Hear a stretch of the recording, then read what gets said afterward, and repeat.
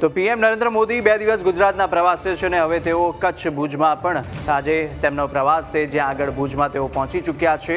વડાપ્રધાન નરેન્દ્ર મોદી ભુજમાં road show અને જાહેર સભા પણ કરવાના છે। જાહેર સભાને સંબોધિત કરશે તો 1 કિલોમીટર લાંબા તિરંગા સાથે વડાપ્રધાનને આવકારવામાં પણ આવવાના છે। તો વિવિધ વેશભૂષા સાથે મહિલા અને મંડળીઓ પણ પીએમનું સ્વાગત કરશે।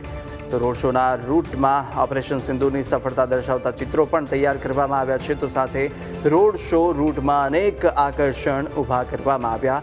પીએમ 50,000 કરોડના વિકાસ પ્રોજેક્ટનું ખાતમુહૂર્ત અને લોકાર્પણ કરવાના છે।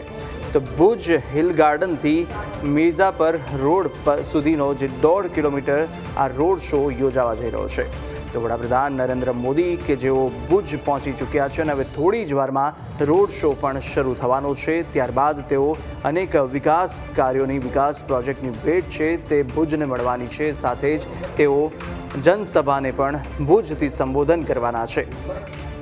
તો ઓપરેશન સિંદૂર બાદ વડાપ્રધાન નરેન્દ્ર મોદીના ગુજરાતનો પહેલો પ્રવાસ છે કે જ્યાં 2 દિવસના પ્રવાસે સૌપ્રથમ તેઓ વડોદરા પહોંચ્યા હતા, જ્યાં આગળ ભવ્ય રોડ શો યોજાયો હતો અને ત્યારબાદ દાહોદ ખાતે પણ તેઓ પહોંચ્યા। દાહોદ ખાતે જનસભાને સંબોધી, ત્યાં આગળ પણ સાથે જ જે અનેક વિકાસ પ્રકલ્પો છે તેની ભેટ છે દાહોદને મળી છે। અને સાથે હવે કચ્છ ભુજના તેઓ પ્રવાસે છે, જ્યાં ભુજ ખાતે વડાપ્રધાન નરેન્દ્ર મોદીનું આગમન થઈ ચૂક્યું છે અને હવે થોડી જ વારમાં રોડ શો યોજાવાનો છે।